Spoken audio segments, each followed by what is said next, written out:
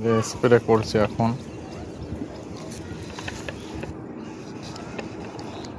মানে অতিরিক্ত সেই বোলতাগুলো আসছে বলে, আর পিঁপড়েও প্রচুর আছে,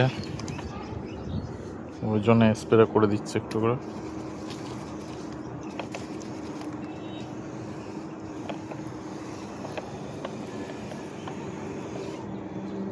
কি স্প্রে করছি সেটা দেখাচ্ছি নামটা। এটা করলে সমস্ত কিছু মানে পোকামাকড় পিঁপড়ে থেকে সব কিছু চলে যাবে এই ওষুধটা দিয়ে। প্রতি লিটারে 1 ml করে, খুব ভালো কাজ করে এই ওষুধটা।